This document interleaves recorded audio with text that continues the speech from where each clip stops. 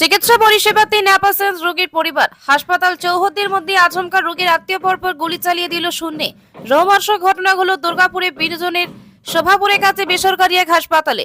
শুক্রবার রাতে উত্তেজনা ছড়াল দুর্গাপুরে। পুলিশ 4 জনকে গ্রেপ্তার করল। এই ঘটনায় প্রত্যক্ষদর্শীদের দাবি 3 রাউন্ড গুলি চলেছে। হতেই পারত বড় দুর্ঘটনা। ঘটনার সূত্রপাত শুক্রবার সকাল থেকে। বাসুদেব পাল নামে দুর্গাপুরে কোকোভিন থানার অন্তর্গত অঙ্গদপুর এলাকার এক বাসিন্দা মোটর বাইক থেকে পড়ে গিয়ে জখম হন। দুর্গাপুরের সিটি সেন্টারে এক বেসরকারি হাসপাতালে ভর্তি হন। গতকাল শারীরিক অবস্থার অবনতি হওয়ায় তড়িঘড়ি বছর 68 বাসুদেব পালকে শোভাপুরে এক বেসরকারি হাসপাতালে নিয়ে আসা হয়। কিন্তু শুক্রবার সকাল থেকে বাসুদেব বাবু শারীরিক অবস্থার আরো অবনতি হতে শুরু করে।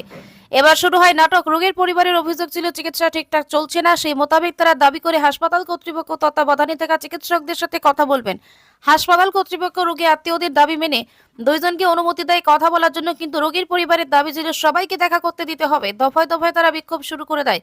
শেষে শুক্রবার রাত্রি 10:30 নাগাদ পুলিশ ঘটনাস্থলে পৌঁছে রোগীর আত্মীয়দের বোঝানোর চেষ্টা করে। অভিযোগ, আচমকা রোগীর আত্মীয়দের একজন হাসপাতাল চৌহদ্দির মধ্যে শূন্যে 2 রাউন্ড গুলি চালিয়ে দেয়।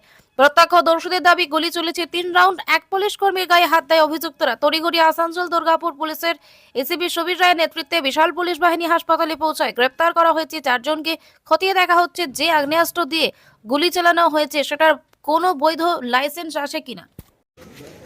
একজন পেশেন্ট মানে অসুস্থ ছিল, এরা দেখা করতে চাইছিল, তাই এদের দেখা করতে বলেছিল 1 কি 2 জন ডাক্তারের সাথে দেখা করুন, কিন্তু এরা সেটা না, ওরা সবাই মিলে ডাক্তারের সাথে দেখা করবে এই নিয়ে পুলিশ গেল।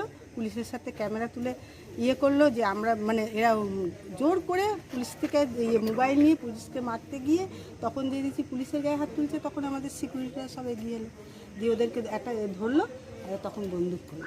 কটা গুলি চলেছে? 3টে শুনলাম গুলি, আমাদের সামনেই ওপেন গুলি চালাচ্ছে। আপনারা ছিলেন ওখানে? সবাই ছিলেন।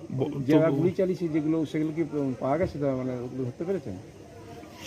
হ্যাঁ শুনছি তো। কজন ছিল তারা? ওরা কজন ছিল?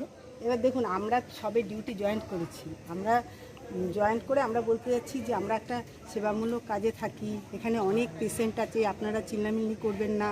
এখানে একদম শিশু থেকে মায়ের গর্ভ থেকে একদম পর্যন্ত সবাই পেশেন্ট, আমাদের কাছে সবাই সমান, কিন্তু ওরা বুঝছে না। ওরা চিল্লামিল্লি করছে, ঘরের ভেতরে ঢুকতে এমার্জেন্সির সামনে ঝামেলা বাঁধিয়ে। গুলি চালানোর পর ভয় পেয়েছিলেন আপনারা? তো ভয় পাবো কি, জীবন নিয়ে আমরা তখন আতঙ্ক হয়ে গেছে একেবারে। হয়তো পাবোই, ভয়ের জিনিস ভয় পাবো না। থানায় কেন আপনারা এখন? আমরা ওই মহিলা ছিল, ওদের 2 জনকে নিয়ে এসেছি। মহিলা যেহেতু কতজনকে নিয়ে এসছেন এখানে? 2টো মহিলা আছে। আর এমনি পুরুষ আমরা 4-5 জন হবে। আপনার নাম? আমি স্যার হ্যাঁ কি বলবো, নামটা আপনার নামটা দিদি, নামটা বলুন। নাম বলুন, নামের সঙ্গে স্যার আমরা সেটা সাধারণ পরিবারে একটা মেয়ে কথা কাজ করে সিকিউরিটি বলেই আমরা হাসপাতালের সিকিউরিটি। আমরা কি নাম আপনার? নামটা বলুন। নাম বল, নামটা বলুন। আমার নাম বর্ণালী চৌধুরী। বর্ণালী চৌধুরী। হাসপাতালের সিকিউরিটি গার্ড। হ্যাঁ হ্যাঁ হ্যাঁ।